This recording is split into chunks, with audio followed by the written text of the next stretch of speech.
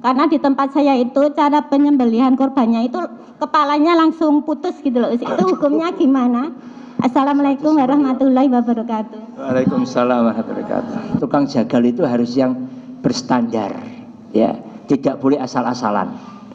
Nah sekarang yang punya ilmu ora wani, sing ra duwe ilmu tegel wani, potong sak tugele, ya, ini kan nggak bagus, ya. Maka tentunya nanti ya kepanitiaan harus paham, nggak boleh, termasuk makruh, biarpun nggak haram ya, makruh menyembelih langsung putus, nggak boleh, nggak bolehnya makruh, dibenci, karena menyembelih itu harus dengan yang baik, menggembirakan hewan kurbannya, dipisahkan yang sudah sembelih dan belum, disenangkan, nggak boleh jauh-jauh nih, mati ya, nggak boleh ya. Beliau pada Ustadz Amirul Hikam, waktu dan tempat kami persilahkan. Bismillahirrahmanirrahim. Assalamualaikum warahmatullahi wabarakatuh. Dumateng para asatidzah ingkang kula hormati lan dumateng para bapak ibu-ibu ingkang kula hormati ugi, alhamdulillah puji syukur kita panjitaken dumateng Allah ingkang tansah maringaken nikmat dumateng kita. Salawat beriringkan salam kita panjatakan dumateng Nabi kita Muhammad sallallahu alaihi wasallam ugi dumateng sedaya umatipun ingkang istiqomah hatta yaumul qiyamah. Alhamdulillah Bapak Ibu-ibu, bapak-bapak ibu-ibu, ini banyak ibu-ibunya nggih. Banyak ibu-ibunya, di mana-mana pengajian banyak ibu-ibunya. Bapak-bapaknya kemana Bu? Kerja. Ya, cari maisha nggih. Jamaah rahimani wa rahimakumullah. Ya, kajian fikih wonten ing enjang menika kula punjut saking kitab Shahih Fikih Sunnah. Insyaallah lebih simpel, lebih praktis karena nanti membahas tentang poin-poinnya saja dan nanti mungkin lebih banyak ya tanya jawab ngaten mawon. Ya, kalau bisa jawab, kalau bisa saya jawab dijawab. Kalau enggak ya nanti PR ya, biar nanti Ustaz Arif yang jawab. Nego. Apa itu korban? Ya definisi korban pun maklum sedayunipun ya adalah hewan atau sesuatu yang disembelih pada hari raya korban guna litakarub ilallah, untuk mendekatkan diri kepada Allah ya, sebagai bentuk syukur, sebagai bentuk cinta dan sebagai bentuk takarub. Karena dalilnya masyhur dan surat Al-Kautsar. A'udzubillahi minasyaitonirrajim. Inna a'tayna kal kautsar. Sesungguhnya telah kami berikan, yaitu Allah, kepadamu ya Muhammad nikmat yang banyak ya. Nikmat yang Allah berikan ini Masya Allah begitu banyak, tak terhingga. Dan alhamdulillah banyak nikmat yang sudah Allah berikan kepada kita. Allah itu tidak memerintahkan untuk kita menghitungnya. Wa in ta'uddu nikmatallah la tuhsuha. Jikalau engkau wahai hambaku ingin menghitung nikmatku, pastilah engkau tidak bisa sanggup untuk menghitungnya. Nah kalau kau ngitung malah abot loh ya. Kau ngitung itu malah abot ya. Alhamdulillah Allah tahu kita nggak bakal sanggup menghitung nikmat Allah. Maka kita diperintahkan untuk mensyukurinya. Ini kok perintahnya di situ, supaya mensyukurinya. Dan kaidah syukur boten kok ukuran tambah dan kurang. Ya. Kaidah syukur yang kenapa? La in sakartum la azidannakum. Apabila kamu mau bersyukur, akan aku tambahkan nikmatku atasmu. Wa la in kafartum, namun jika engkau kufur, sudah diberikan nikmat enggak mau bersyukur, inna adzabi lasyadid, azabku sangatlah pedih. Maka rumusnya syukur dan kufur, kalau syukur ditambah, kalau kufur diadab, mboten dikurangi, diadab. Lho abot iki. Maka mari kita menjadi hamba Allah yang bersyukur. Nah, bukti kesyukuran yang paling nyata adalah amal. Okay. Biarpun nanti bentuk syukur ada syukrul qalbi, syukur hati, dengan meyakini bilih mboten enten napa mawon ingkang kula panjenengan gadahi sedayanipun pasti niku pemberian saking Allah. Niku harus mantep yakin seyakin-yakinnya. Menungso niku ora ono sing dinduwini ora ono, dinggadahi mboten enten. Semuanya pemberian dari Allah. Yang kedua, syukur lisan, memperbanyak ucapan hamdalah, alhamdulillahirabbil alamin. Bila mboten enten yang berhak dipuji melainkan hanya Allah. Maka biarpun sebanyak apapun nikmat, pangkat, jabatan, harta, keturunan, tetap yang layak dipuji hanya Allah. Maka ucapannya alhamdulillah, segala puji hanya milik Allah. Yang ketiga, ini yang penting, yaitu syukur amal. Ya. Bukti syukur adalah amal. Dan bentuk amal yang paling nyata dalam mengapresikan sebuah bentuk syukur itu apa? Salat. Ya. Fasholli li rabbika wanhar. Ini. Maka tentunya kalau kita sudah mensyukur nikmat Allah, ya, maka syukuri itu dengan bentuk salat. Yang kedua apa? Kurban. Kurban. Tanda syukur, tanda cinta untuk mendekatkan diri kepada Allah adalah sholat dan kurban. Pun siap kurban niki. Kurban niki sakniki rumusnya mboten punya dan tidak, tapi mau atau tidak. Kalau mampu tapi enggak mau, dengan mau tapi enggak mampu, niku nanti yang terlaksana yang mana? Mau dan mampu, ya jelas itu mau dan mampu dan mau ya, mau dan mampu. Tapi kalau mampu tapi enggak mau, yang satunya mau tapi enggak mampu, niku tetap nanti ada waktunya yang mau akan terlaksana daripada yang tidak mau. Kan banyak kisahnya niku nggih. Bukti nyata orang-orang secara ekonomi enggak mampu, tapi dia mau. Niku. Maka tentunya mari ini kita sikapi betul-betul ibadah tahunan, yang mana ibadah yang paling afdol di bulan ini Dzulhijjah, yaitu mendekatkan diri kepada Allah dengan menumpahkan darah hewan kurban sebagai bentuk takarub kita kepada Allah. Bahkan tidak ada ibadah yang menandinginya, senajan jenengan infak sedekah 1 miliar. Niku mboten saged ngalahaken jenengan tumbas kambing seekor atau urunan 7 orang untuk beli sapi. Raketane mung 2,5 juta napa 3 juta. Itu lebih baik daripada infak yang lebih mahal. Niku kan iman-iman. Ya. Ra duit niku yo bicarane wis kulino ngangsur to ya. Tuku kulkas ra duwe ya nabung ngangsur. Ya keturutan. Badhe tumbas napa sepeda motor ra duwe ya nabung ngangsur, ya keturutan. Randuwe hewan kurban, ora keturutan ya. Tumbase mung areng mbek sunduk sate terus. Wah, ini harus ditargetkan ya, ditargetkan nih. Maka ibu-ibu, bapak ibu sekalian, ya, di sini ada satu introspeksi untuk diri kita. Kita ini meyakini, sebetul-betul yakin Allah Rabb satu-satunya yang kita sembah, ya, dan agama kita satu-satunya agama yang diridhoi oleh Allah Subhanahu wa Ta'ala.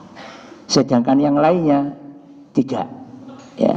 Namun buktinya, masya Allah, kalau kita lihat agama keyakinan di luar Islam, masalah pengorbanan, jurjuran. Oh, ngertos bahasa jurjuran? Niki bahasa Lamongan niki, jurjuran. Mriki napa bahasane? Napa? Sami. Jur-juran pokoknya. Ya. Jadi enggak hitung-hitung.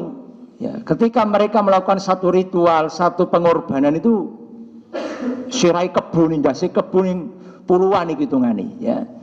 Dan ora tanggung-tanggung. Anehnya bahkan tidak dimakan ya. Tebas gelundung wis jarke wae. Untuk siapa? Dewa-dewi mereka. Untuk apa? Tuhan-tuhan mereka. Ya. Padahal kita yakin itu adalah perbuatan kufur, kesyirikan. Yang itu. Kenyataannya dalam agama kita Islam ada ibadah bentuk pengorbanan, yaitu dalam hari raya Idul Kurban. Kenyataannya malah sebaliknya. Ya. Pengorbanan mereka sia-sia, dan kita yakin sebetul-betulnya, sedangkan pengorbanan kita adalah nyata, sebuah kebenaran untuk mendekatkan diri kepada Allah. Nah, di sinilah kemudian kita harus memahami, ya. Masuk awake dhewe kalah. Sami tiyang sing boten Islam. Urusan korban, ya banyak kalah. Ya, karena kebanyakan agama-agama mereka itu setiap konteks atau bentuk peribadahan itu rata-rata pengorbanan. Ya, ada yang buah-buahan, ada yang makanan, semua terus ya. Sampai pada penyembelihan hewan ya untuk sesaji dan sebagainya. Nah, ini mari masuk kita kalah bahasanya. Enggak boleh ya. Enggak boleh kita kalah karena kita yakin dalam syariat kita inilah salah satu ibadah tahunan yang begitu mulia, begitu besar pahalanya untuk diri kita mendekatkan diri kepada Allah dan syukur serta cinta kita kepada Allah Subhanahu wa taala. Ya niki. Kemudian dalilnya pun maklum, surat Al-Kautsar ya. Dan hadis banyak yang membahas tentang Rasulullah berkorban ya, menyembelih hewan korban. Salah setunggalipun saking Anas, dia berkata, "Dzakan Nabi sallallahu alaihi wasallam bi kabsaini amlahaini akranaini dzabahahuma biyadihi wasamma wa kabbara wa wada'a rijlahu ala sifahihima." Nabi SAW berkorban dengan 2 domba bertanduk dan putih mulus. Lantas beliau menyembelih keduanya dengan tangan beliau sendiri. Beliau membaca bismillah dan bertakbir dan meletakkan kakinya pada bagian sisi leher domba yang beliau sembelih. Niki dalil berkaitan tentang masyru'iyahnya syariat tentang ibadah korban. Selanjutnya hukum. Apa hukumnya ibu-ibu ibadah korban? Hukumnya ada 2. Yang masyhur, yang jumhur adalah sunnah muakkad. Ya. Ada yang mewajibkan dari madhab Hanafi, madhab Imam Abu Hanifah. Beliau mewajibkan bagi yang mampu. Ya wajib hukumnya. Tapi jumhur yang lain sepakat pilih hukum berkorban adalah sunnah muakkad. Ya. Biarpun dalam konteks sunnah muakkad tetap kula panjenengan dianjurkan untuk bisa mengamalkan menjadi ibadah tahunan. Ya. Tidak boleh membatasi tahun ini aku korban kok. Sakniki mboten riyin. Ya. Nah kan biyen kan nate Abu Bakar As-Siddiq sami Umar bin Khattab radhiyallahu anhuma beliau mboten korban to nggih ngaten. Nah, perlu kita fahamkan bilih Abu Bakar dan Umar niku mboten nindakake korban. Itu alasan beliau apa? Supaya umat ini tidak menganggap bahwa korban itu wajib. Itu alasan beliau. Ya. Nah, alasan kita kan enggak. Bukan itu nggih. Wah, aku ora korban sih, engko ndak malah tangga-tanggaku nganggep korban wajib. Gitu. Kayaknya enggak mungkin ya. Ini umat sudah cerdas bahasanipun pun paham ya. Bahwa dulu sahabat tidak korban itu karena khawatir supaya umat itu tidak menganggap korban itu hukumnya wajib. Maka pernah nate Abu Bakar lan Umar beliau mboten korban senajan to mampu. Ya, niki hanya di alasan itu. Tapi kalau hitung-hitungan ya mestinya sering berkorban. Nika. Maka dalam hal ini tidak boleh membatasi biarpun hukumnya sunnah muakkad, terus kita membatasi, kula wingi pun korban, sakniki mboten riyin. Atau bahkan membatasi dengan bilangan, oh sakniki bapake, sok ibuke, sok anake. Tidak perlu. Dianjurkan setiap tahunnya kita berusaha untuk berkorban. Niki. Tentunya menjadi satu kesepakatan para ulama, yaitu ketika kepala keluarga berkorban bisa ya memasukkan ya dalam niatnya untuk sebagai ibadah atas dirinya dan juga keluarganya. Ya. Ini ya, jadi dalile enten kali ya. Yang wajib dan yang sunnah muakkad iki. Dalil sampun. Nah, sak menika melebet hewan yang layak dikurbankan. Hewan yang layak dikurbankan adalah ten surah Al-Hajj ayat 34, yaitu yang dimaksud hewan ternak melingkupi unta, sapi dan kambing atau domba. Ini hewan ternaknya pun dikhususkan. Pitik ya ternak atau masih? Iya, tapi bukan dijadikan kurban. Ini sudah menjadi satu kemakluman ya. Unta, sapi dan kambing atau domba ya. Domba atau biri-biri niki menjadi satu jumhur ulama sepakat ya. Bagaimana dengan kerbau? Boleh mboten kerbau? Boleh ya. Ini sedulure. Sedulur apa sepupu? Ya, masih disebut satu jenis ya. Kerbau, sapi ya. Kambing dengan domba nika ya. Niki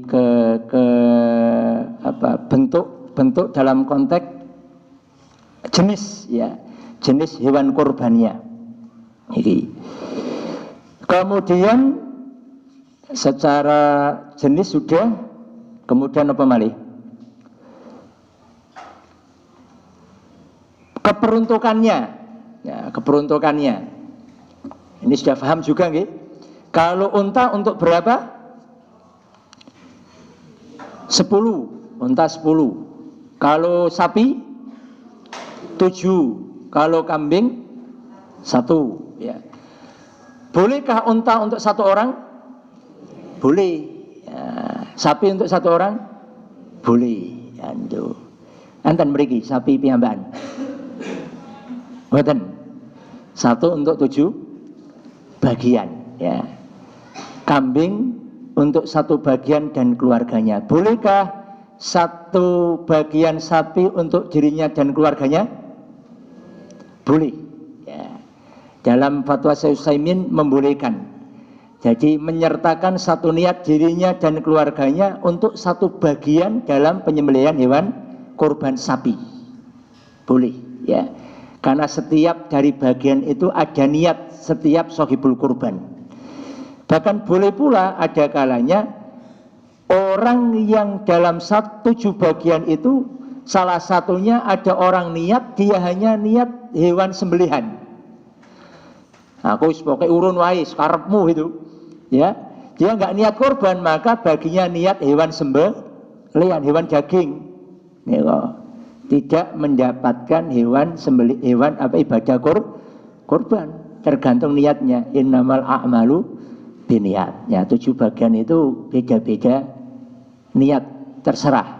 Ya, yang penting dia punya 1 bagian. Maka boleh menyertakan dalam 1 bagian 1/7-nya untuk dirinya dan keluarganya. Hanya saja menjadi satu catatan untuk yang 7 bagian ya, niki kalau unta nggak ada ya, 7 bagian untuk sapi ya. Yang perlu difahamkan atau yang perlu ditekankan, jangan sampai nanti 1 bagian di antara 7 itu ada salah satu sohibul kurban yang belum melaksanakan sholat Idul Adha. Ini kita yang perlu diperhatikan. Sebab besok ini nanti sholatnya berbeda waktunya ya. Tanggalnya 10 Dzulhijjah. Sepakat kalau tanggalnya. Harinya beda itu, harinya yang beda niki. Kenapa? Karena kejadian Ibu, Bapak-bapak, dalam satu majelis taklim niku, satu masjid niku ada hewan kurban sapi yang disembelih padahal dalam satu anggotanya ada yang belum melaksanakan sholat Idul Adha. Tidak ada bagian kurban yang mana sohibul kurban belum melaksanakan sholat Idul Adha. Atau makna yang lainnya, hewan yang disembelih sebelum sholat maka dia adalah hewan sembelihan, bukan hewan kurban. Jadi, ya, beberapa waktu yang lalu kalau angsal tamu tanglet, Mas, kelompokku niku 7 niku sing 6 niku dina Rebo, sing 1 Kemis. Pripun Mas? Ya ora pripun lho jawatan lho. Nah, apa mboten angsal ya. Mong siji kok ya dimenangke sing 6 gitu. Ya, syarikat dalam ibadah di sini tidak boleh menang-menangan, ya, menang jumlah, menang bolo, nggak boleh, ya, karena ini kaitannya dengan ibadah. Kalau tetap disembelih yang satu tidak dapat bagian ibadah kurban, ya terima napa mboten niku. Dan hewan ini disembelih kok awake dijering salat.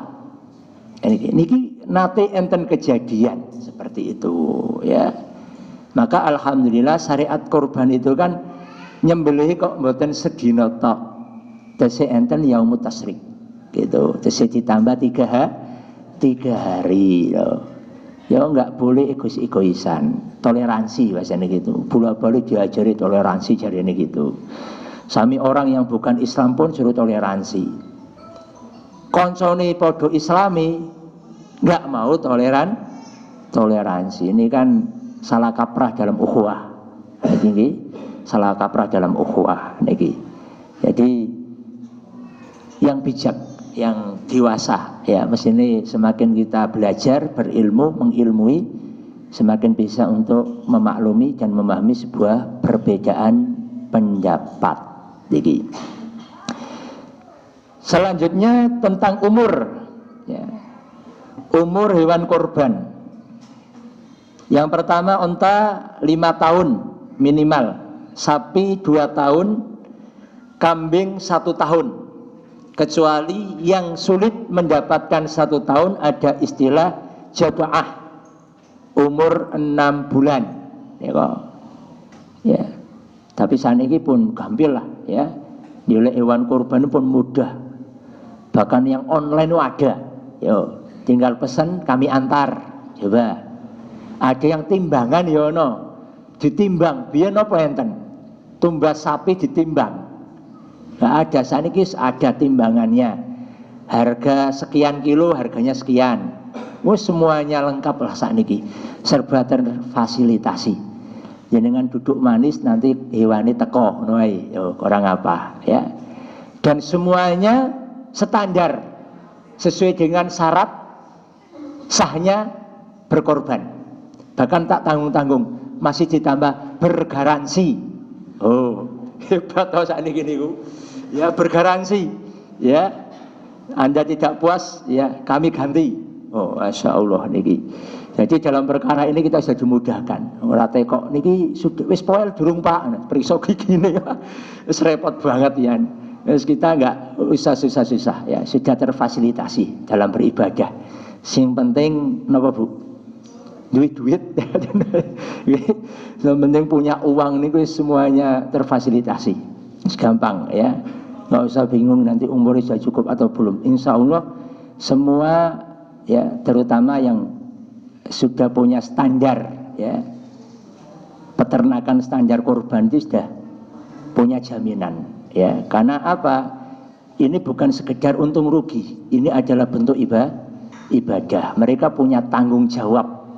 Ya, kalau kok mereka hanya untung rugi, dosanya gede nih, ya. Hewan kurban yang harusnya belum sah kok dia jual. Jadi, maka insya Allah, ya, banyak saudara kita, teman-teman kita yang mendalami dalam hal itu, memberikan pelayanan sohibul kurban untuk menyediakan hewan kurban. Gampil. Kemudian selanjutnya, ya, syarat sahnya hewan kurban, ya, dalam hal ini adalah konteksnya lebih pada kecacatan dalam Sahih Fikih Sunnah dikategorikan dalam 3 hal. Yang pertama cacat yang menjadikan tidak sahnya hewan kurban, yang kedua menjadikan makruh, yang ketiga mubah. Mubah berarti masih sah, ya. Apa itu? Ya. Untuk yang cacat tidak sah ada 3 poin, 3 hal. 3 cacat. Yang pertama, buta yang benar-benar jelas kebutaannya. Yang kedua, sakit yang jelas-jelas sakitnya. Yang ketiga, pincang yang jelas-jelas pincangnya. Yang keempat, kurus yang tidak ada dagingnya. Niki. Sebagaimana riwayat Al-Barra bin Azib radhiyallahu anhu, Rasulullah sallallahu alaihi wasallam bersabda, arba'atun la yajzina fi adhahi. 4 hewan yang tidak mencukupi sebagai hewan kurban. Al-awra al-bayyinu awaruha, buta yang jelas-jelas butanya. Wal maridatu al-bayyinu maraduha, sakit yang jelas sakitnya. Wal arja'u bayyinu dhul'uha, pincang yang jelas pincangnya. Wal kasiratul lati la tunqi, kurus tidak bersumsum, tidak berdaging, nggak ada dagingnya. Nah, 4 jenis syarat hewan ini tidak mencukupi untuk dijadikan hewan kurban. Berarti ora sah, boten sah. Ya tur mesaki, ya nggak sah. Buta yang jelas butanya, ya kok. Kalau belum jelas butanya boleh, ya. Tapi kalau jelas-jelas butanya nggak boleh. Ini yang tidak sah. Kemudian yang kedua, cacat dalam kategori makruh. Makruh ini kenapa, ibu-ibu? Kalau dalam konteks fikih, makruh itu dikerjakan, ditinggalkan mendapat pahala. Kalau dikerjakan tidak. Kalau sunnah sunnah niko dikerjakan, kalau ditinggalkan, nah niki perlu sedikit. Niku biyen Bu, kula belajar fikih niku ngaten. Sunnah dikerjakan dapat pahala, ditinggalkan enggak apa-apa.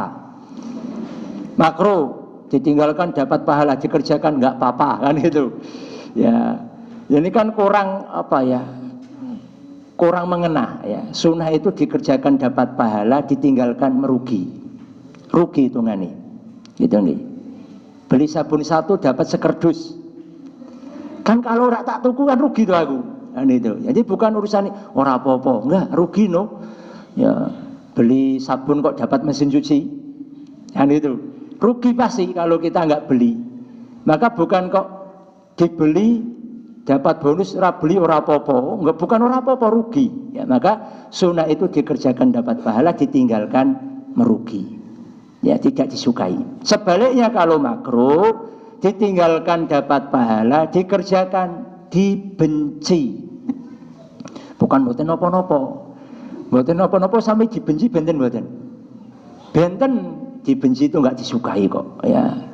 Kalau mboten napa-napa ya biasa, ya wajar. Ini dibenci ya. Jadi makruh ini dibenci, tidak disukai. Berarti harus lebih baik ditinggalkan. Ada 2 kategori. Yang pertama, terpotong telinganya atau sebagian telinganya. Niki, ya. Terpotong telinganya atau sebagian telinganya. Yang kedua, putus tanduknya. Niki makruh. Jadi telinga dengan tanduk niki makruh. Ya. Tapi kalau terpotongnya seanyaran Bu, ya. Ape dunggake truk, dunggake truk ditutup pintune, kupenge kecepit, ya, putus berdarah-darah, maka dihukumi sakit yang jelas-jelas sakitnya. Itu nggih. Jadi seperti itu, atau tanduknya kemudian nyeruduk terus patah berdarah, dia dihukumi sakit yang jelas sakitnya, nggak boleh. Ya, maknanya ini sudah dulu terpotong, sudah sembuh. Tanduknya dulu pernah putus ya. Kemudian sing siji ono, sing siji ora. Niki nggih. Ya, niki lebih ke makruh ya. Yang ketiga mubah. Mubah itu enggak apa-apa, bahasanya gitu. Tapi kurang sempurna. Bedakan sah dengan sempurna. Pun wudu sampun. Sampudune pripun? Pun sah sampun, pun sah. Sudah sempurna? Beda nggih? Sempurna itu pasti sah. Tapi kalau sah belum tentu sempurna. Itu nggih. Maka kalau rukun itu hanya cukup dalam keabsahan ibadah. Jenengan ninjake rukun wudu semuanya dilakukan sah. Tapi kalau ditambah sunnah jadi sempurna itu. Jadi beda kalau hanya mungsah niku beda dengan sempurna. Senajan to boleh tapi kurang sempurna. Yang sempurna mestinya ya tetap semuanya tidak ada kekurangan. Nah, untuk yang mubah cacat dalam konteks terpotong ekor. Ekor dengan kuping lebih unggul kuping, telinga ya. Terpotong ekornya dengan terpotong telinganya itu lebih hukumnya berat di telinga. Kalau telinga sampai makruh, kalau ekor mubah masihan ya. Kemudian mungkin hidungnya, gompel hidungnya, mungkin hidungnya pernah dicokot koncone itu ya. Nah, ini masih kemubah. Atau hewan yang dikebiri jawane majer. Yang laki ya, majer itu betina, lama enggak bunting. Ya, ini yang dikebiri ya. Dikebiri tetap mubah ya. Niki berkaitan dengan tingkatan hukum. Tapi tetap dianjurkan yang sempurna, sehat, besar, gemuk itu nggih. Niki berkaitan dengan hewan. Adakah ketentuan jenis kelamin? Jantan atau betina? Ya, tidak ada. Ya, tidak ada. Sebagaimana Rasulullah membolehkan akikah dengan hewan betina. Ya. Tetapi terkadang menjadi satu keumuman. Kenapa jantan kok lebih diutamakan? Karena jantan lebih mahal. Itu. Karena setiap hewan kurban lebih mahal harganya, lebih baik hewannya, lebih utama amalannya di situ. Secara jenis nggak ada bedanya. Nah terus panaku tuku sing betina gemuk, sing jantan kurus, pilih pundi? Pilih gemuk, itu nggih, pilih gemuk. Kalau yang ketiga pilih jantan tergemuk, nah itu lebih bagus, karena mesin lebih mahal, nggih, lebih mahal. Maka semakin mahal semakin baik. Neko, ya. Tapi kalau arto kula pas-pasan niku niki ana dua hewan, setunggale kok regane ya pas duitku tapi kok cilik men ya. Sing sijine betina, lemu, pilih sing lemu. Kalau duitnya pas-pasan nggih. Neko. Karena yang gemuk lebih utama daripada yang kurus. Neko. Niki kaitanipun dengan hewan kurban ya. Umur sudah, cacat sudah. Kemudian keutamaan hewan, lebih utama mana jenis hewan yang dikorbankan ya, antara onta, sapi sama kambing ya.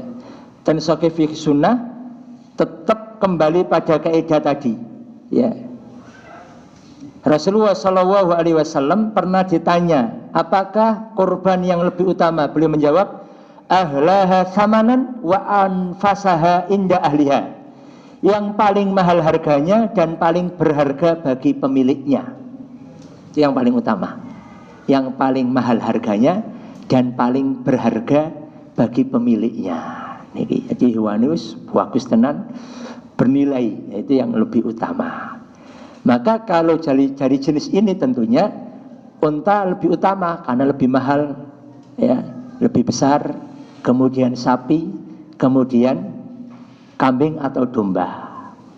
Hal ini kalau dalam kepemilikannya kepemilikan tunggal tuku dhewe. Untone dhewe, sapine dhewe, kambinge dhewe. Maka urutannya seperti itu. Tapi kalau dalam konteks apa tadi? Gabungan itu unta untuk 10, kambing untuk 7, kambing, sapi untuk, arti nggak ngantuk ibu-ibu ya. Sapi untuk 7, kambing untuk 1, itu nih. Dalam hal ini ada berbeda pendapat. Ya, ada yang berpendapat yang terbaik kalau kepemilikannya sendiri, sedangkan unta dan sapi adalah bersama, maka kambing lebih utama. Dengan dalil hujjah pendapat satu, Nabi Muhammad SAW lebih sering beliau berkorban dengan seekor domba atau 2 ekor domba. Yang kedua, dengan semakin banyak hewan, kalau sapi nyembelih 1 rampung, kalau kambing 7 sembelih. Semakin banyak proses penyembelihan semakin utama, karena ada syiar penyembelihan hewan kurban. Itu pendapatnya di situ, ya. Yang ketiga pendapatnya 7 kambing itu lebih bermanfaat daripada 1 sapi. Itu dalil yang ketiga, ya. Kemudian pendapat yang lain tetap kembali pada unta atau sapi. Sebenarnya dalam hal ini Bapak Ibu, fikih pendapat ini tidak mutlak. Kenapa? Karena juga kaitannya dengan jenis hewannya, maksud jenis seperti apa itu hewannya, ya, dan maslahatnya, ya. Terlebih fikih waqi dalam hal ini, kondisi kita sekarang, maslahat kurban itu jauh justru lebih mengedepankan maslahat daging untuk mustahikul kurban, ya, di zaman kita nih. Jadi masih kita rasakan bahwa kemaslahatan daging ini lebih untuk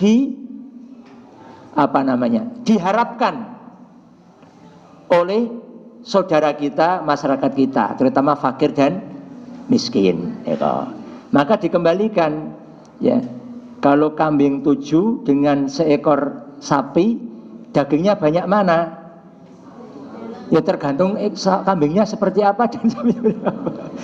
Kalau kambingnya gede-gede, ya, 5 jutaan kabeh, wah, berarti banyak di kambing, tergantung ya. Tapi umumnya di masyarakat kita rata-rata 7 ekor kambing dengan 1 ekor sapi masih banyak dagingnya 1 ekor sapi. Dan dalam konteks ini fikih waqi tetap berlaku, ya. Apalagi tempat minim hewan korban, masyarakat nggak akan melihat. Dalam artian nyembelih piro, sementing jatahku piro, kan itu. Kecuali sudah menjadi suatu kesadaran, 1 rumah 1 ekor kambing, nah, maka kambing lebih baik karena kepemilikannya pribadi untuk dirinya dan keluarganya. Ada syiar juga, setiap keluarga menyembelih hewan kurban. Nah, ini belum berlaku dalam masyarakat kita, ya. Maka dalam hal ini tentunya perlu ada pertimbangan. Biarpun tetap dikembalikan pada sogibul kurban. Aku sih mantep kambing, monggo, ya. Karena memang di sini ada perbedaan pendapat, ya. Aku tetap kambing wae. Aku ora bakal milu sapi. Aku pokoknya kambing wae, ya. Silakan, boleh, ya. Atau juga mungkin dalam konteks tadi, karena tadi mendapati dalam perkara ini juga beda tempat, beda keadaan, ya. Ini kalau nanti dan Gunung Kidul, ya, daerahnya kecamatan Panggang, kecamatan ini Panggang, ya. Baca tindak pun mas, ke Panggang. Tinggalnya di mana? Di Panggang. Aduh, sebar rayenak sebutannya kan. Kecamatan Panggang, dusunipun Girikarto, kelurahanipun Girikarto, dusuni Pendem. Kalau nate nyembelih, ya, waktu itu 2 ekor kambing. Dibagi per kakak pinten, daging itu kita kasih 1 on, 1 on. Minim sekali. ya, tempat kristenisasi di sana. Maka tak jarang kemudian kita ya prihatin ya, terutama di kota-kota besar. Kita dapati, dan mudah-mudahan tahun ini nggak ada lah, masuk dalam berita gara-gara rebutan daging korban. Ya, masyarakat di desa ini injak-injakan, sikut-sikutan, gelutan mbek koncone dhewe. Ya, kemudian berita setelahnya ya, di kuil dan wihara ini dengan sebagai bentuk peduli kepada sesama menyelenggarakan hewan, pembagian daging. Ini kan kita kan ngenes di situ. Ya Allah, ya. Sing sijine sak koncone gelutan, ya, rebutan ning masjid itu. Sing sijine mlebu wihara gereja dikasih dengan aman nyaman. Kita kan punya harga diri. Masya Allah, di mana harga diri kita sebagai seorang Muslim? Nah, dalam hal ini memang betul perlu dipertimbangkan pula, ya. Maka kembali beda tempat, beda kondisi. Ini tetap kembali pula pada tadi secara hukum zahirnya, ya, yang paling mahal, yang paling bernilai, ya. Senajan to sapi ini gede wapi, ya, itu juga insya Allah menjadi yang lebih utama, dikembalikan pada kemampuan dan keyakinan masing-masing. Neko. Niki selanjutnya apa malih? Penyembelihan sudah nggih, penyembelihan, waktu penyembelihan sejak selesainya salat Idul Adha, ya. Man dzabaha qabla shalah fa inna ma dzabaha li nafsihi wa man dzabaha ba'da shalah faqad tamma nusukuhu wa asaba sunnatal muslimin. Sapa wonge sing nyembelih hewan kurban sebelum salat, mongko sembelihane untuk dirinya. Maknanya apa? Itu hanya hewan sembelihan untuk dirinya, ya.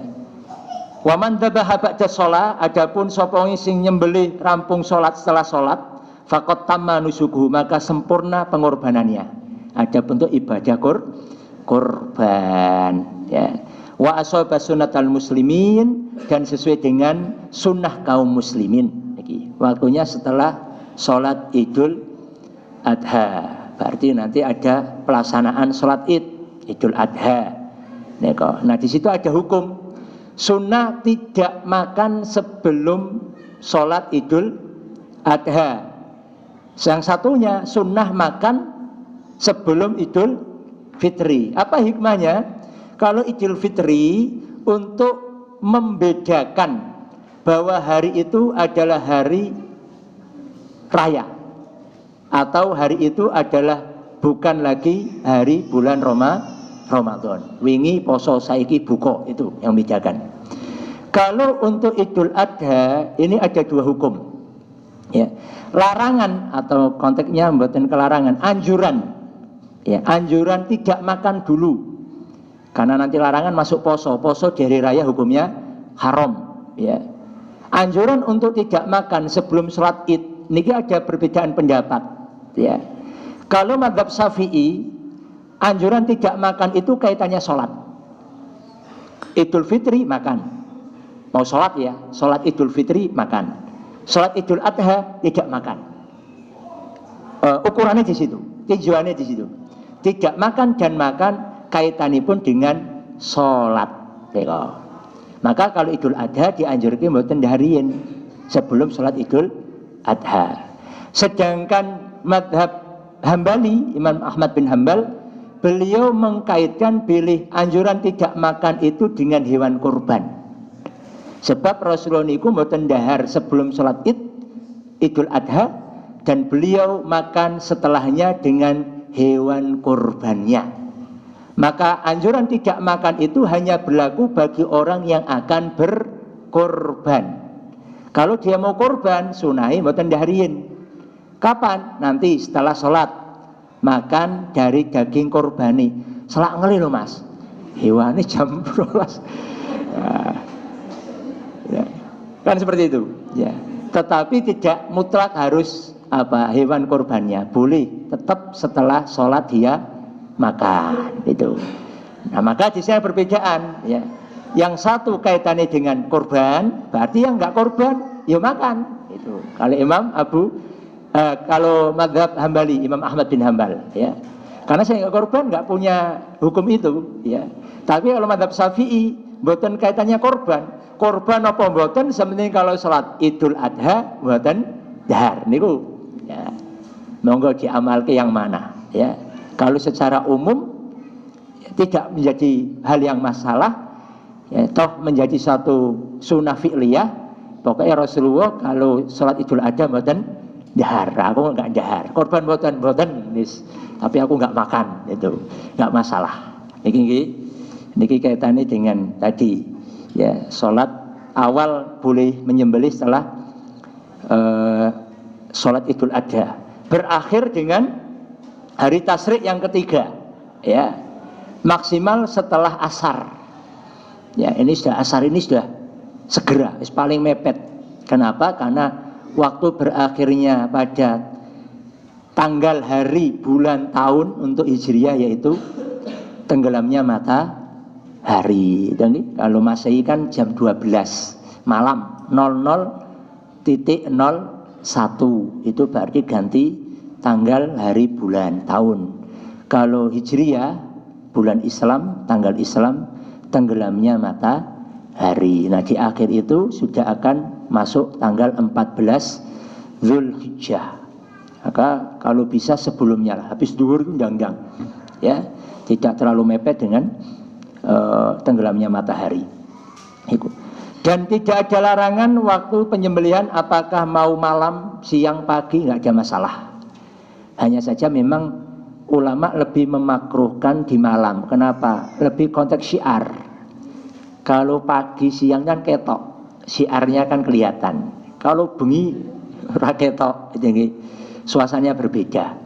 Biarpun tidak menjadi satu larangan, rasa, Iwan kok sembelih bengi-bengi, tidak ada hukum, boleh, hanya tidak disukai. Lebih baik Pak pagi atau siang. Untuk tempatnya tidak menjadi satu batasan, hanya Rasulullah SAW beliau menyembelih di tempat sholat. Maka ada himbauan Rasulullah, barang siapa yang punya kemampuan untuk berkorban dan dia tidak berkorban, maka jangan dekat-dekat dengan sholat kami, tempat sholat kami. Diancam nih, cedak, ya. Iso korban kok, wegah korban, malah teko dikean. Nah, ini maknanya apa? Rasulullah memberikan himbauan itu, ya. Orang yang punya kelebihan kemampuan kok nggak berkorban, jangan dekat-dekat dengan tempat sholat kami. Ini bertanda Rasulullah itu menyembelih di tempat sholat, bisa tanah lapang atau halaman masjid boleh. Tapi ini tidak juga menjadi hukum mutlak. Boleh di mana-mana, ya, depan rumahnya boleh, ya, di sampingnya boleh, ya. Jadi tidak menjadi satu kekhususan. Hanya saja jam 9 ya. Sampai jam ini Bu? Jam 9. Wah, berarti sudah nih. Sudah selesai. Pun sarapan dereng. Ampun, dereng ya dolim menunggu lo ngeli. Kalau sampun, kalau kayak usangin jerono, ini kajian akad pagi jam 7 sampai jam 8. Nggih, kalau persingkat. Nggih. Namun gini Bu, tambahan sedikit.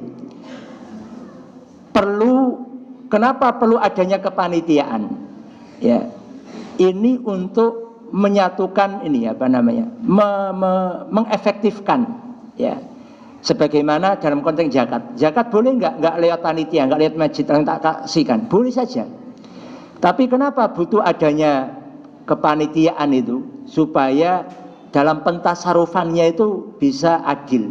Biarpun adil harus sama nih, adil harus sama. Fakir 10 kilo, sing miskin 5 kilo, boleh, itu hanya yang ngurus. Tetapi setidaknya perataan itu bisa lebih baik, tinggi.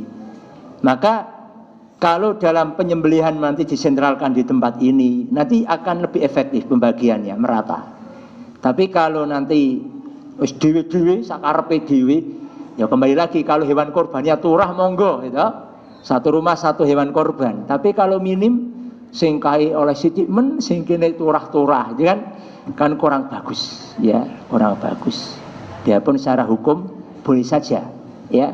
Pembagiannya sepertiga shogibul kurban, sepertiga dimakan, sepertiga dibagikan. Fakir miskin namanya sedekah, orang kaya namanya hadiah. Kan gitu nggih. Boleh enggak tak boleh dewi, tak mak-mak dewi? Boleh. Pantai gombek tonggone. Iya, boleh, ya. Karena itu tidak menjadi syarat kemudian harus dibagikan, tidak. Dianjurkan berbagi. Tapi kalau jenengan nyembelih hewan korban kambing satu dimakan sak keluarga ini boleh enggak? Ya boleh. Boleh. Kalau tego tonggone ini kalau gitu, maka anjurannya dibagi siapa? Tetangganya. Yang pertama keluarga dan kerabatnya. Yang kedua tetangganya. Yang ketiga teman sahabatnya. Niki tahapan di situ. Keluarga nomor 1. Saat ini mboten kok. Keluarga ini duwe cetele ora karuan. Bakhil. Mbok wong liya lumane ora karuan. Sering seperti ini. Kenapa to, Bu?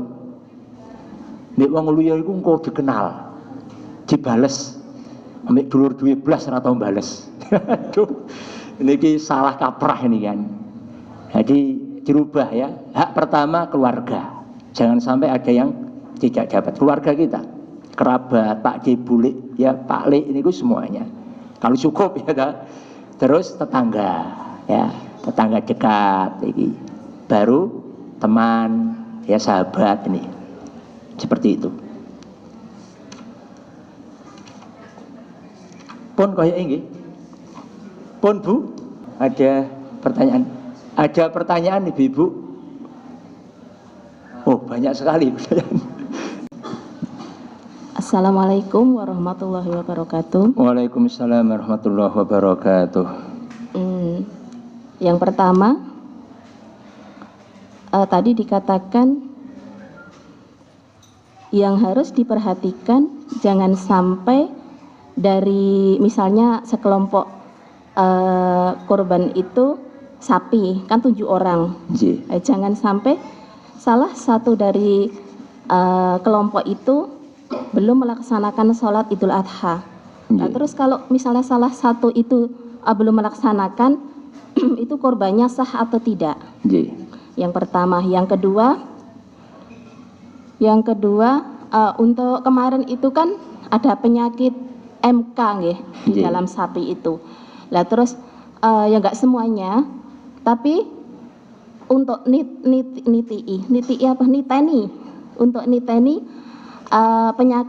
sapi itu sehat atau tidak, itu kadang ada yang itu telinganya ditindek, dilobangi, kemudian dikasih anting kertas untuk niteni gitu ya. Nah itu termasuk kategori cacat atau tidak? Nah ini kemauan. Wassalamualaikum warahmatullahi wabarakatuh. Waalaikumsalam warahmatullahi wabarakatuh. Yang pertama kaitanipun dengan 7 kelompok tadi. Apabila ada yang belum sholat, pertanyaannya sah enggak? Yang lainnya jawabannya sah. Untuk yang sudah sholat sah, yang belum sholat tidak sah. Karena 7 bagian itu setiap bagiannya ada hak shogibul kurban. Nah terus ganti enggak? Mungkin saya pertambah gitu nih. Dia harus ganti enggak? Kalau hanya niat ibadah shogibul kurban, kalau dia mau ganti monggo. Kalau enggak apa-apa. Kecuali nadar. Jenengan sing nadar durung sholat wajib ganti. Ya. Bisa dia ikut dengan kelompok lain kalau masih memungkinkan, atau diganti dengan seekor kambing. Nego. Untuk yang sholat sah, yang belum sholat tidak sah. Jadi 7 bagian itu enggak mutlak, Bu. Jenengan hanya punya 5 orang, beli sapi, boleh enggak? Boleh. Boleh. Jadi 7 itu dipihaki hanya 5 orang. Ya, mesinnya lebih mahal. Boleh. Enggak harus 7. 1 pun boleh. Tapi kalau jenengan punya kelebihan harta, ada yang namanya ibadah cerdas. Oh iki kurang loro, aku jadi duit, tak tambahi 1-2 bagian, tak keke dulurku, Le atau Mas, jenengan kalau ajak korban, aku sing biayai. tapi untuk jenengan. Maka saudara kita ini dia punya hak untuk ibadah korban. Itu ya.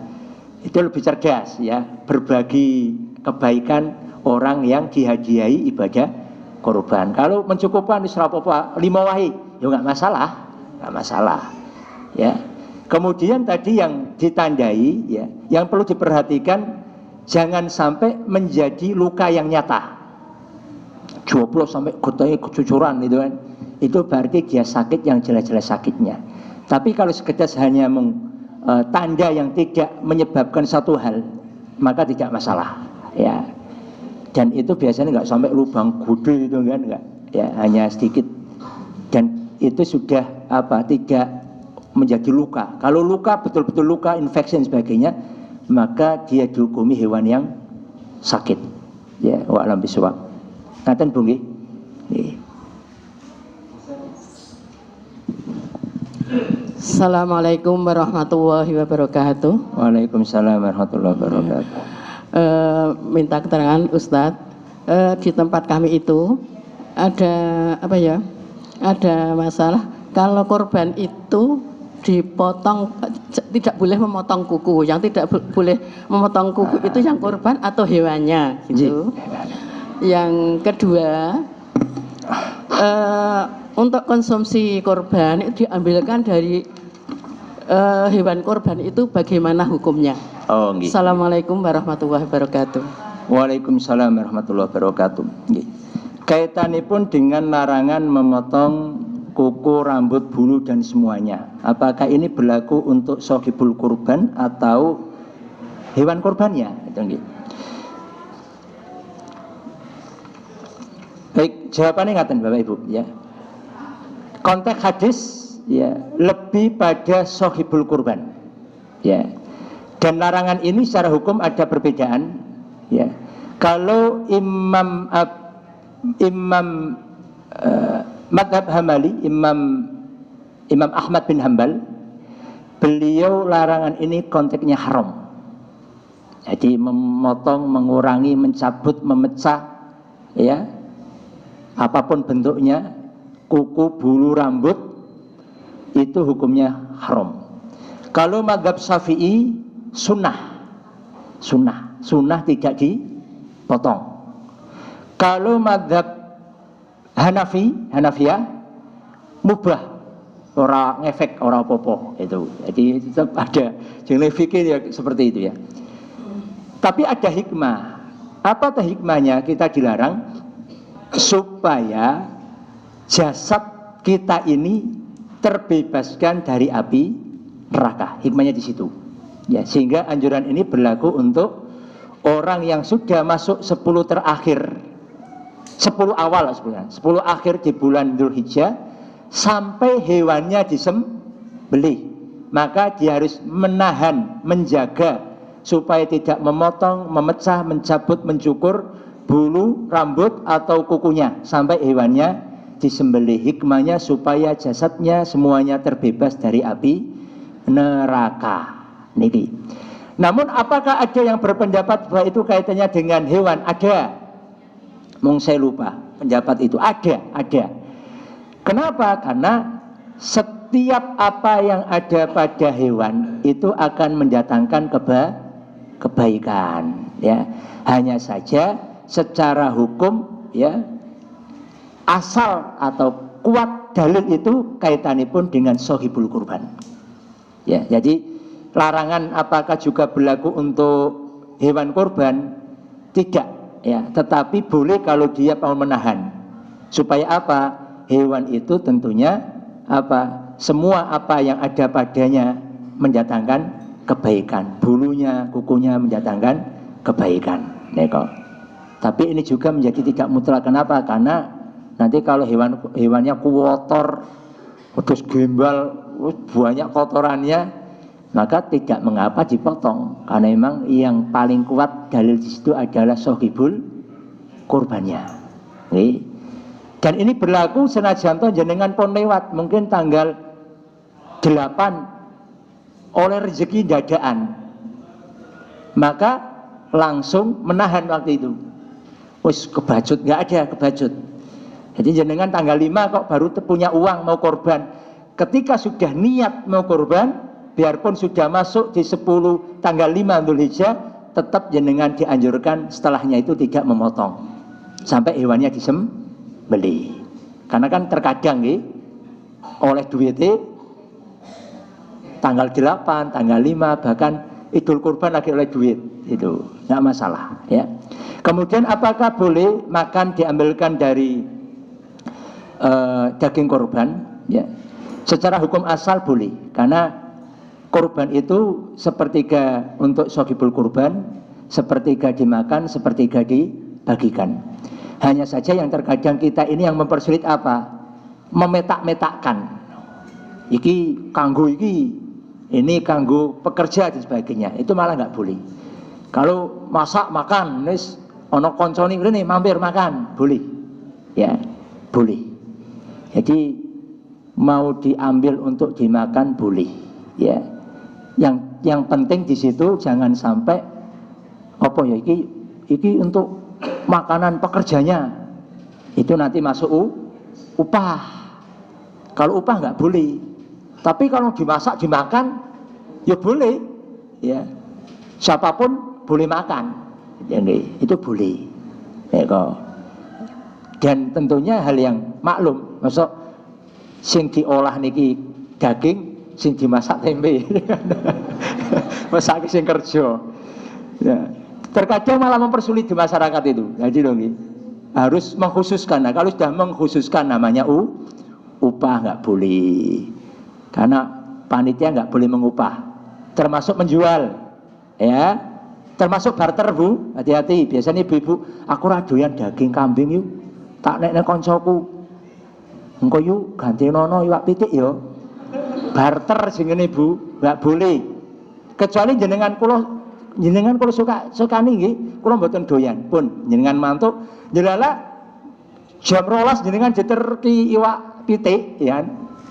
Monggo niku mboten jenenge barter. Itu namanya hadiah. Ya, tahadu tahabbu, saling memberi hadiah, saling mencintai. Itu sudah loss ya, lepas ternyata diganti ya alhamdulillah. Kok ora diganti-ganti yo. Jam 12 iki kapan tekone ya. Wah rugi aku. Ya niki rusak niatnya ya. Termasuk yang dodolan bakso hati-hati. Kalau jenengan shogibul kurban dipisah. Ini jatah korban sapiku, ini dari masjid. Yang dari masjid jenengan jual untuk buat bakso boleh, karena ini hak jenengan. Yang hewan shogibul kurban jenengan nggak boleh. Kalau jenengan wujud kis bakso dijual, berarti itu sama namanya menjual daging kurban. Niku nggih, hati-hati. So, jualan sate enten. Jenengan korban kambing, jenengan dapat sampel 1, ini hewan korbanku sijiki. Ya. Jangan dibuat jualan sate. Kalau buat jagung pripun? Ngepasilah, hemat, mantu bar korban. Boleh enggak disuguhke? Boleh. Ya kan angamplopi. Niku sudah beda itu ya, sudah jadi kemakluman ya. Kenapa? Daging kurban boleh untuk sebagai ikramud dzuyuf, memuliakan tamu. Jenengan masak ngundang koncone maem yo. Boleh. Termasuk punya hajatan disuguhi dari hewan kurban boleh. Ya enggak masalah. Itu bukan jual beli, bukan barter. Ngaten nggih? Nggih. Sampun? Maaf Ustadz, satu lagi Ustadz. Orang mulai nih. Assalamualaikum warahmatullahi wabarakatuh. Waalaikumsalam warahmatullahi wabarakatuh. Mau nanya Pak, Ji? apakah kalau kita kurban, misal ya, kita meminta kepala sama tulangnya itu buat anak yatim kayak gitu. Biasanya kan Anak dikasih ke Yatim. biasanya kan diminta sama jagalnya. Kalau kita minta kayak gitu gimana Pak? Ji. Boleh. Wassalamualaikum warahmatullahi wabarakatuh. Waalaikumsalam warahmatullahi wabarakatuh. Gampang ya, boleh. Boleh. Justru tukang jagal nggak punya hak. Ya. Nah, nesu nunggu jagali. Ora bakal. Ya, tidak ada upah. Ya. Kalau jenengan mau upah, boleh hak jenengan disukake. Ya, atau jenengan berikan uang sendiri. Pak tukang jagal niku upah jenengan nggih. Nanti dia diberikan jatah seperti yang lainnya sama. Ya, tidak ada kepalanya untuk tukang jagal. Enggak, justru itu enggak boleh. Itu namanya upah. Nggih. Jenengan boleh memberikan tambahan. Niki jagale diberikan panitia sebagaimana kaum muslimin yang lain. Terus kula tambahin niki saking hak kula kek wau karena saya sebibul kurban. Itu boleh. Upah dari diri kita sendiri.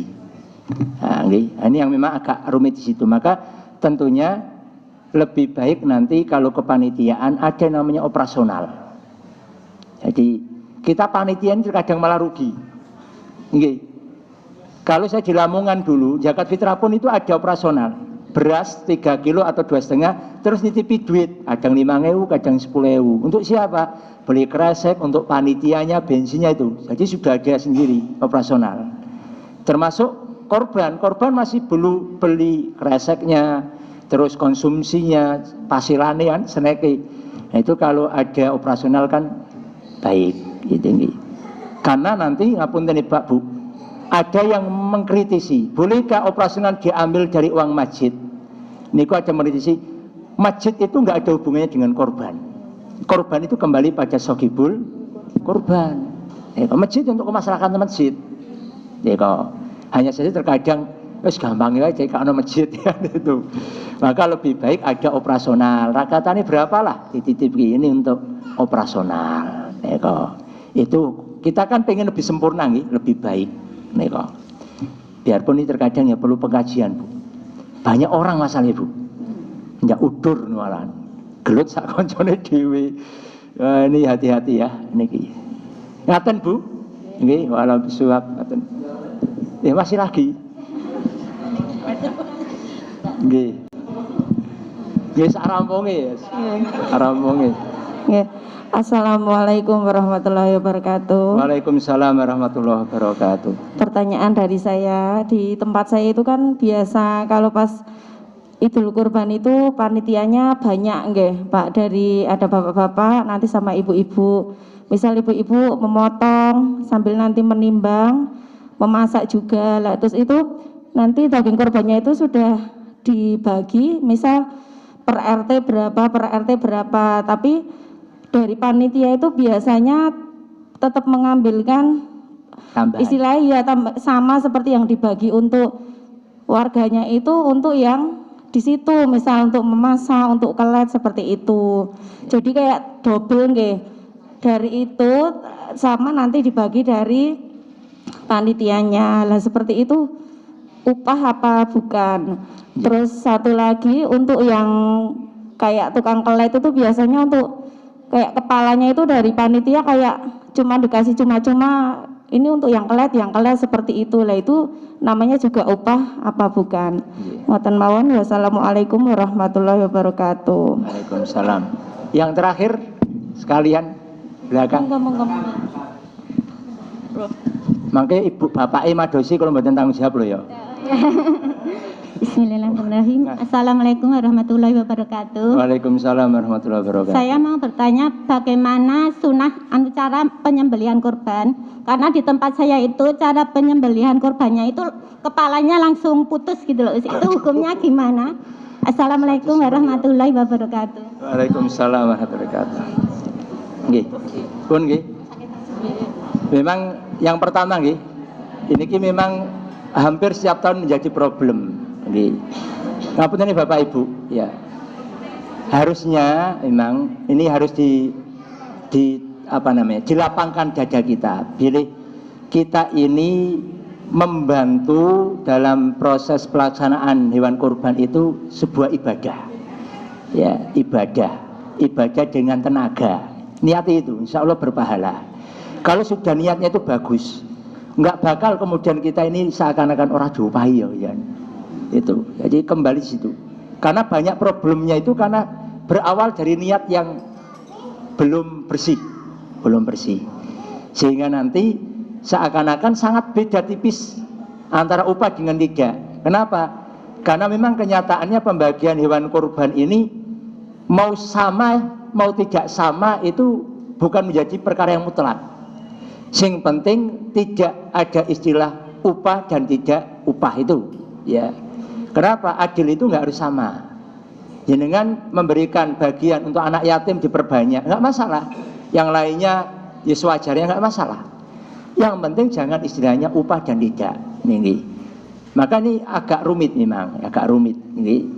Nah maka dalam hal ini tentunya, maka nih kalau dalam konteks fikih korban ini lebih pada sebenarnya pemangku pelaksana, yaitu panitia, bapak-bapak, mas-mas yang biasa nih. Kalau ibu-ibu nanti paling membatin, king ini oleh, ini ra oleh, dan ini pasti gitu aja. Mau aku ngomong nggak diseneni, kan itu. Jadi ini lebih apa majmuk ya pembahasan nih ya. Karena tadi banyak orang gitu loh, ya banyak orang. Termasuk kulit ya. Kalau kulit dijual pun nggak boleh. Kalau dihadiahkan boleh, diberikan boleh, ya. Terutama kalau sapi boleh dibalikan ke lembaga pendidikan boleh, ya TPA pesantren boleh. Nanti kalau dari pesantren mau diapakan sudah terserah. Mau operasional, mau diberikan ke ustadznya, santrinya boleh. Karena sudah bentuknya sedekah nanti. Ya, yang penting sudah diserahkan dulu. Neko. Terus untuk penyembelihannya, nah ini juga perlu ya. Tukang jagal itu harus yang berstandar, ya. Tidak boleh asal-asalan. Nah sekarang yang punya ilmu ora wani, sing ra duwe ilmu tegel wani, potong sak tugele, ya ini kan nggak bagus, ya. Maka tentunya nanti ya kepanitiaan harus paham, nggak boleh, termasuk makruh, biarpun nggak haram ya, makruh menyembelih langsung putus, nggak boleh, nggak bolehnya makruh, dibenci, karena menyembelih itu harus dengan yang baik, menggembirakan hewan kurbannya, dipisahkan yang sudah sembelih dan belum, disenangkan, nggak boleh jauh-jauh nih, mati ya, nggak boleh ya. Dan tidak boleh pembunuhan 2 kali. Maknanya apa? Kalau belum mati nggak boleh dipotong lagi. Bar cepet yuk, ogrok-ogrok, ya. Nggak boleh. Tugel sikile. Sesuatu yang terputus dari hewan yang belum mati namanya bangkai. Itu haram. Ya hati-hati. Pastikan mati. Ya, kalau sudah mati sudah boleh dipotong-potong. Kadang rasa baran, langsung eksekusi. Selak siang. Nah, ini hati-hati. Ini. Maka insya Allah sudah ada tukang jagal banyak ya. Tukang jagal apa? Juleha ya. Juru sembelih halal nih pun saat ini pun banyak nih. Juleha, kok juleha? Kaya ayumen ya juleha. Nggih, sampun Bu nggih, ngapunten nih Pak nggih, sedaya nih. Apabila ada salah dan kurangnya mohon dimaafkan. Ya, yang banyak ngomong banyak salahnya, yang banyak mendengarkan banyak lupanya. Sama-sama berarti saling memaafkan. Aku qouli hadza wa astaghfiruhu li wa lakum. Akhirul kalam. Assalamualaikum warahmatullahi wabarakatuh. Waalaikumsalam warahmatullahi wabarakatuh.